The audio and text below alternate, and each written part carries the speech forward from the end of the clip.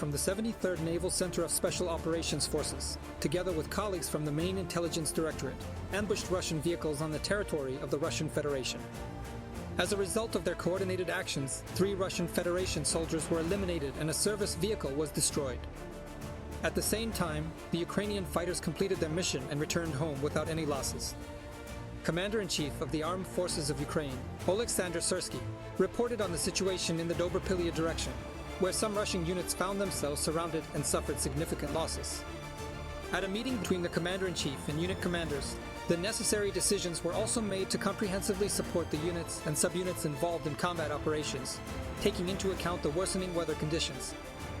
Thanks to the well-planned and bold actions of our troops, part of the enemy's units ended up surrounded.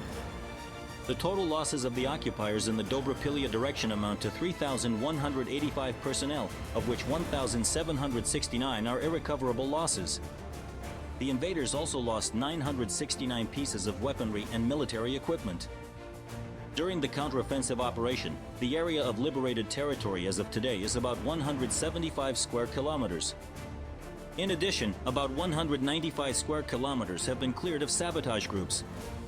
Oleksandr Syrsky, Commander-in-Chief of the Armed Forces of Ukraine, Facebook.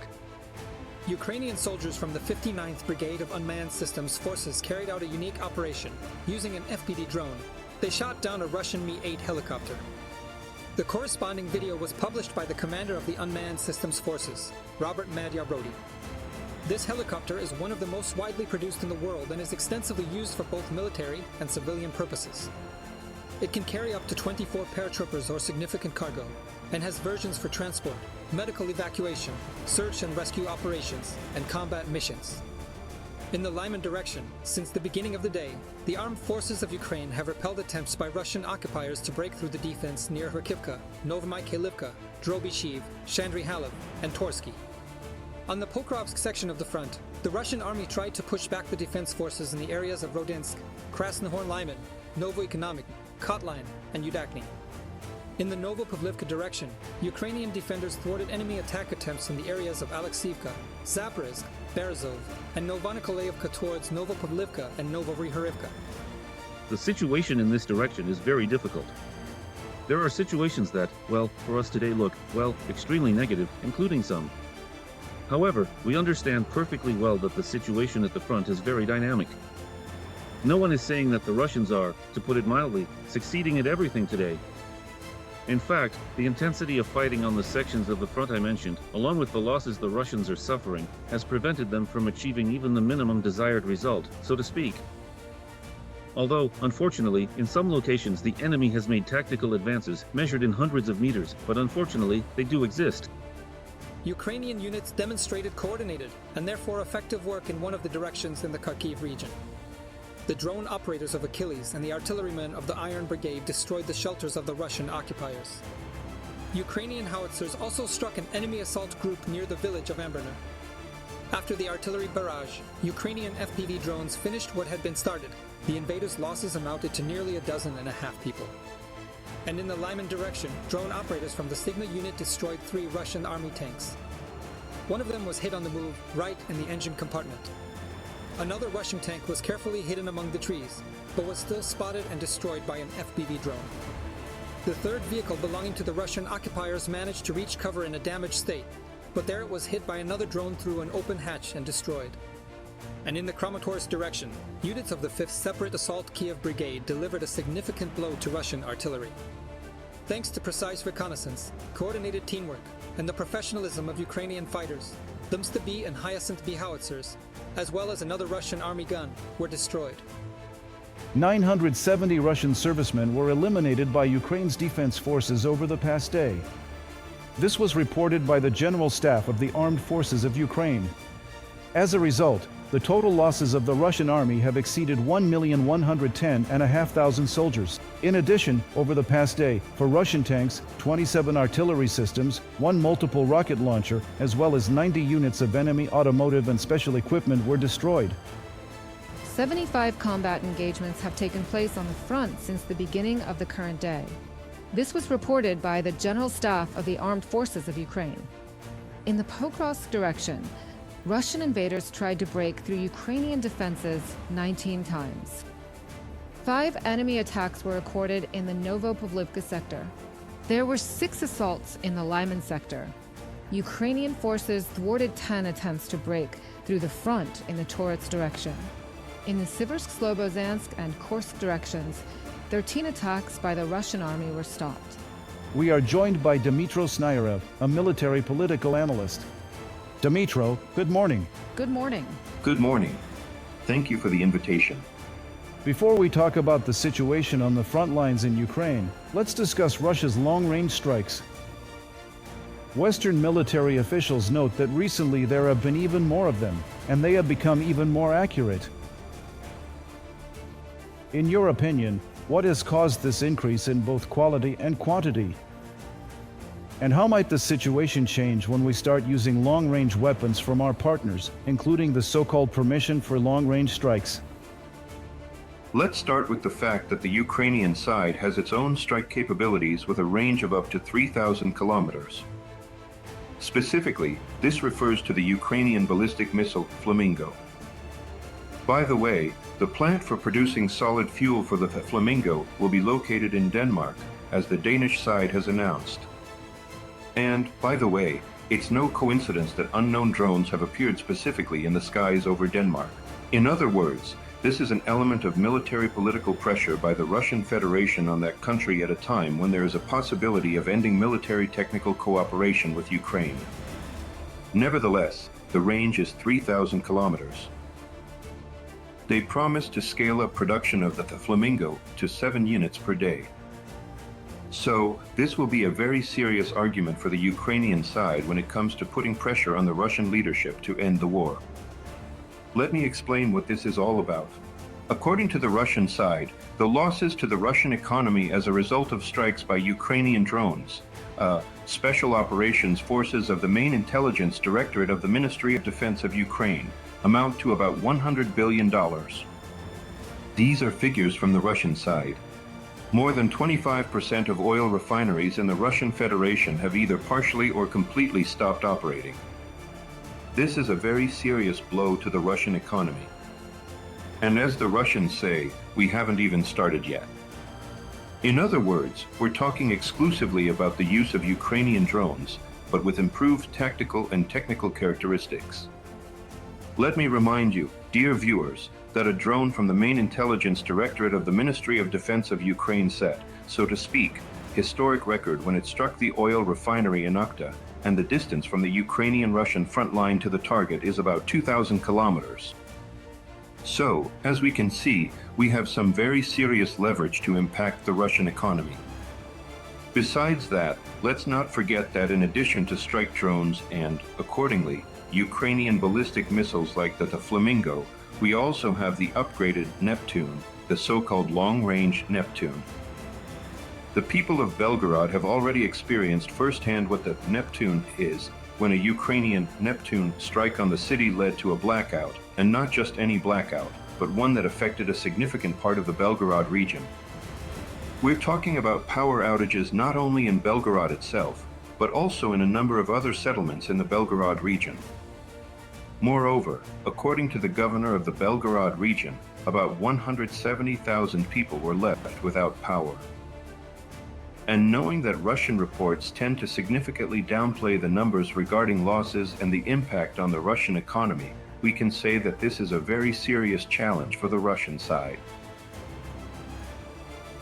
Plus, in addition to the long-range Neptune, we also have the modernized S-200 surface-to-air missile system, which can be used to strike ground targets. And it's worth noting the already successful use of this know-how, I'm not afraid to use that word, by the Ukrainian defense industry. These include strikes on the Milarovo airfield and, accordingly, on the Baltimore airfield within the territory of the Russian Federation. And finally, the Ukrainian side has the Sapsan operational tactical missile systems, with a target range of about 500 kilometers. Now, regarding the possibility of providing Tomahawks. Yes, that would be a serious argument, and not even so much in the military sense. Let me explain what we're talking about, dear viewers. The Tomahawk's target range is 1,500 kilometers.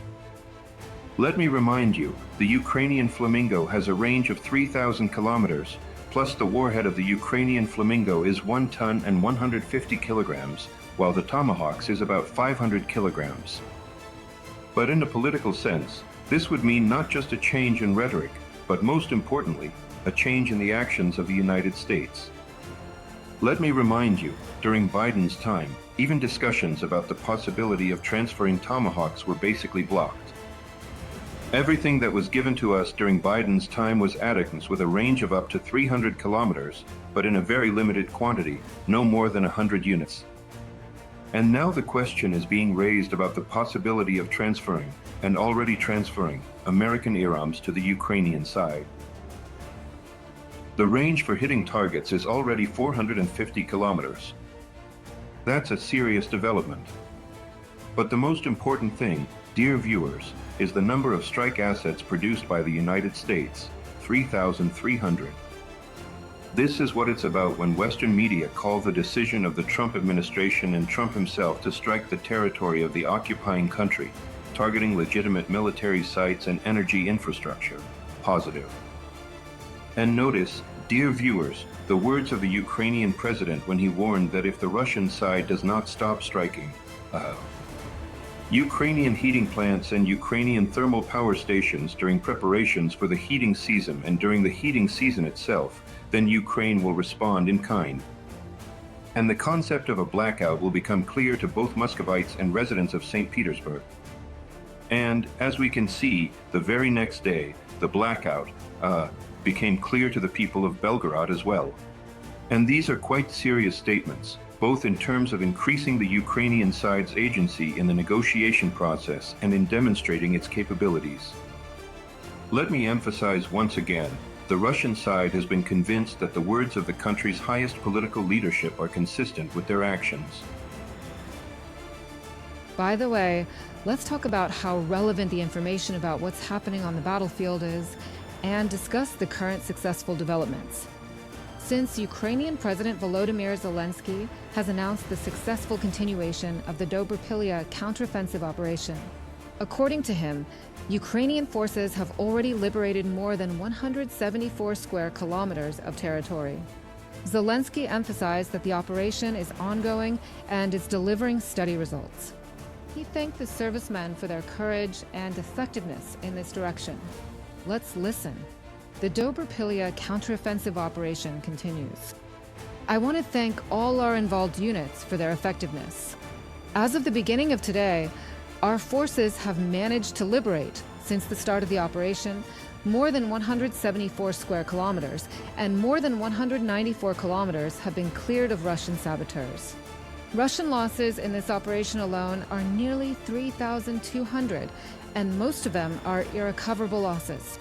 Also, in the Dobropillia direction, Ukraine's defense forces have encircled part of the Russian troops.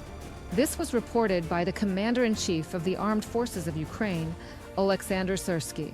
He held a meeting with the commanders of the units and divisions involved in the counteroffensive operation. Syrsky also made the necessary decisions to provide for the units and divisions participating in the fighting, taking into account the worsening weather conditions. Let's listen.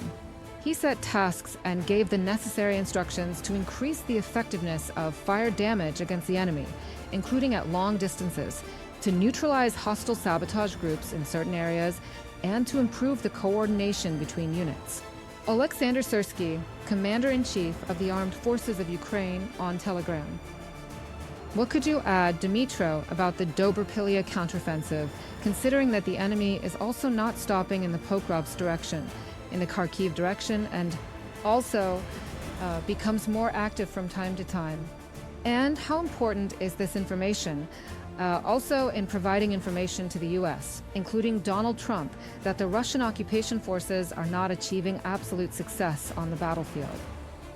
Of course. This is a very serious argument for the Ukrainian side.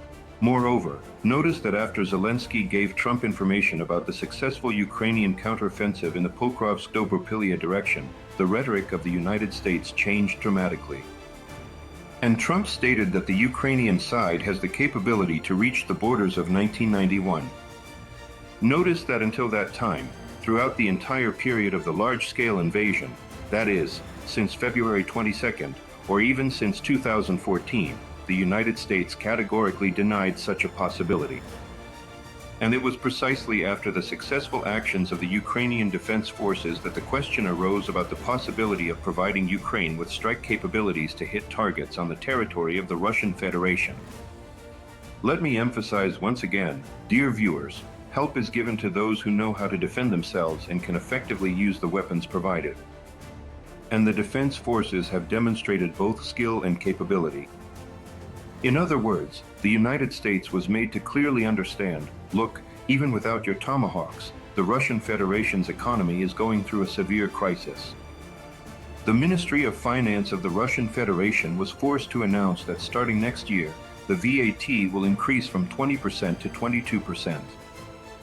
And the emphasis was specifically placed on the fact that the extra 2% will go directly to funding active combat operations on the territory of Ukraine. In other words, the Russian Federation's economy is overheated. They were officially forced to admit this.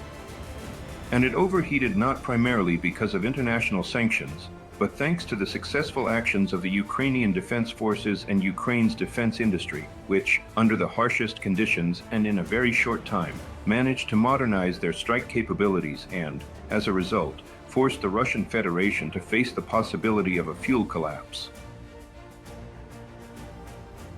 Dmitry, maybe let's move over to Europe. So, your point of view, why is Putin mobilizing the European Union? After all, he is mobilizing it. Now there are not only talks, but also intensified military preparations, discussions about a drone wall, defense, and so on. And on top of all that, Ukraine will be involved in this as well.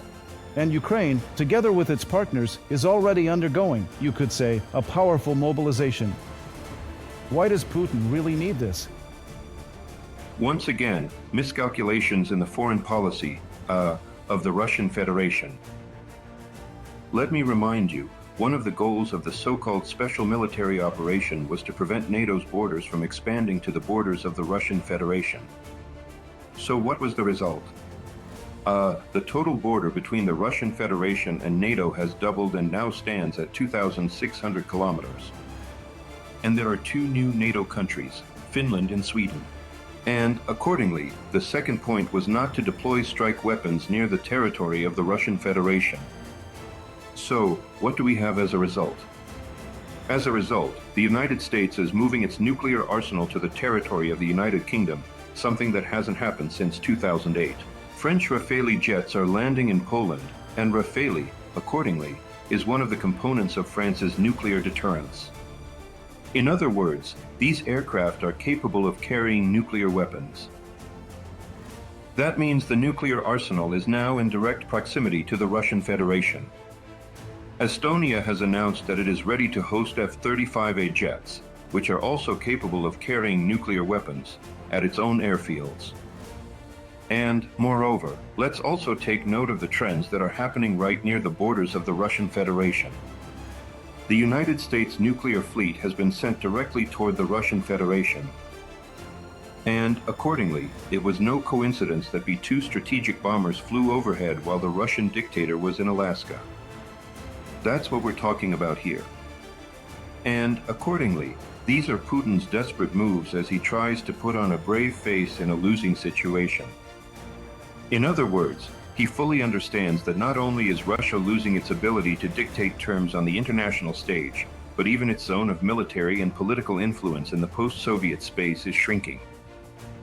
Armenia has already practically broken away from Russia, as has Azerbaijan, with the signing of peace agreements, and then there's the Zangezur corridor, where members of private military companies from the United States will be present, and Kazakhstan, a CSTO country, has also essentially broken away. And, accordingly, the trends we're seeing with Belarus, namely, its rapprochement with the United States. That's why Putin is nervous and making such blatant mistakes, which in turn allow the United States and European countries to mobilize and involve Ukraine in the process. Moreover, Ukraine will play a strategically key role in the practical implementation of the drone wall, both its land and air components. The experience of the Ukrainian armed forces is invaluable. Thank you for joining us. Subscribe to The Gaze and stay updated on the most important events, top news from Ukraine and all over the world, in-depth analysis, exclusive reports and interviews, all on hand in our channel. Join our community of viewers and stay tuned.